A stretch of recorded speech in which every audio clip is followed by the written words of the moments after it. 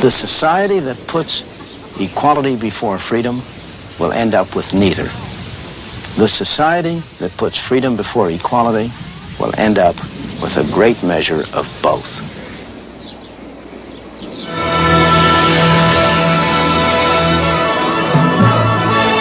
Provocative stuff.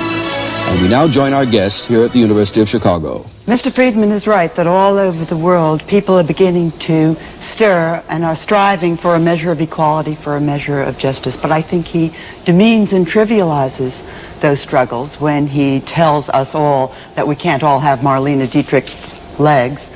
Moreover, he confuses us by using the term freedom. I think what Mr. Friedman means by the term freedom is economic license. And economic license, the economic license of those who control property and those who control capital has in fact been a threat not only to equality but a threat to the freedom of peoples all over the world, and not only in Europe and in the United States but in Africa, in Asia and in Latin America. Let me get two other reactions now to that idea that this new ideal of equality in this world's goods, represents a very serious threat to freedom. Peter J. Well, first, as the only British person on this panel, perhaps you would allow me to say in passing that I think that many of the things which Professor Friedman says about the British experience in the last 30 years are a gross distortion and a gross travesty of what's actually gone on in Britain, and I hope that we'll have an opportunity to come back in the course of the discussion. Very much. But I think that your question brings up what is to me the absolutely central confusion in the exposition that we saw in the film, and I'm a great admirer of Professor Friedman. I've studied him, I've listened to him, I've debated with him, and always before I found him at least clear even when he's been wrong. Today I found him grossly confused, and in this specific and all-important respect. Is he telling us that absolute equality is a mistaken objective, in which case I think he is tilting at windmills, he is attacking a straw man. There is almost nobody on the other side of that argument. Or is he saying that any concern at all by societies and governments with reducing inequality is mistaken, is not only in conflict with freedom and efficiency and other human objectives, but is absolutely wrong, in which case I think he's talking absolute nonsense. His arguments tend to support the first rather platitudinous proposition that absolute equality is still less absolute sameness is a foolish and exaggerated objective. His arguments do not at all support the second claim that it is wrong to concern oneself with distribution of income and wealth and reducing inequality at all. First of all, I would disagree violently with the notion that the people are stirring. A very small handful of intellectuals have generated an enormous amount of noise. When I look at opinion polls, particularly if I look at opinion polls of blacks in the United States, most blacks in the United States do not take any strong position in favor of equality of results. In fact, most of the polls that I've seen of blacks put them, if you want to use this expression, very well to the right of most intellectuals on most of these social issues. It is not the people who are stirring, it is a handful of intellectuals. The question is not absolute equality, it's a question of what concept of equality you're aiming at, whether you're getting it absolutely or to one degree or the other. Are you aiming at a concept of equality of opportunity at the outset, or are you aiming at a concept of equality of results? It's also not a question of whether it's material goods only. Whether it's material goods, status, or whatnot, again, the same question comes back. Are you thinking about equality of opportunity, prospective equality, or are you thinking about retrospective results at the finish line? And I think that's the crucial distinction.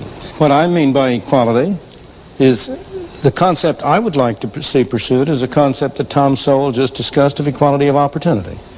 The concept that increasingly is being taken up by the intellectual community is equality of results. Now, nobody, and I agree with Peter, nobody means identity. Well, you said so on the film. You said so yourself. Absolutely. All that argument about we produce one human prototype and put him in the museum, that's exactly what you said. Nobody, when you press him, will say he means identity. And yet, if I take the logic of their argument, almost all the logic of such arguments proceeds as if identity were achievable, as if there were some way in which you could measure individual equality. As Tom Sowell was saying, you have to ask, in what direction are they moving? See, the fundamental distinction between you and me on this, I believe, is a very different one. I think there's all the difference in the world between a social or governmental system in which 90% of the people tax themselves to help 10% who are in distress, and a system in which 80% of the people in the middle try to tax the 10% on the top in order to help the 10% at the bottom.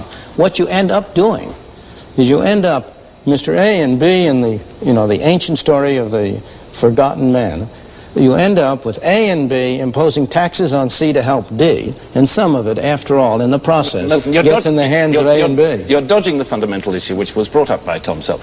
Are you saying to us that the only form of equality that one's entitled as a society, in your view, to be concerned with is equality of opportunity, and any concern with inequalities of result is illegitimate, that any inequality, however great, provided it's thrown up by a free market system and not by a caste system or a feudal system of which kind you disapprove, that any concern with that is wrong? Are you saying that, or aren't you saying it? Because it's all important. Concern with whom?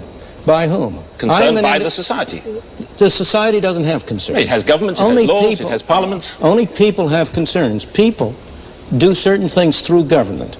And I'm not going to talk about society having values. Society doesn't have values. People have All right, values. is it wrong for people to be concerned about inequality? It is not wrong for individuals in their private capacity to be concerned. Anybody who is really concerned can do something about it on his own. Is it wrong for them to elect governments which do something about it? You yourself It's not wrong for them to elect You yourself have supported a negative income tax, which is a way of doing something about inequality. It's not wrong for us to do something through government about distress. Yeah. But there's a fundamental distinction between relieving distress and doing something about inequality. I see no justification whatsoever for cutting down all the tall trees in order that there be no tree in the forest that is taller than another. When you say that it is wrong for government to intervene in the free enterprise system to do something about inequality, you evoke a model of a free enterprise system which does not exist and has never existed to a significant extent in history or anywhere in the world. That so-called free enterprise system has always used government. The entrepreneurs of that free enterprise system have always used government, and the question that you raise is whether other people can use government to achieve their ends. The free enterprise system, as it is spread around the world, as it is spread to Asia and Africa and Latin America, has spread through the force of arms, among other things, and those arms were wielded by governments. That was government intervention under the name of the free enterprise system, but a government intervention which destroyed the freedoms of many people, not least of which are the people of Chile. I agree with you that everything called free enterprise is not free enterprise. I agree with you that many things have been done under the name of free enterprise that are not consistent with free enterprise.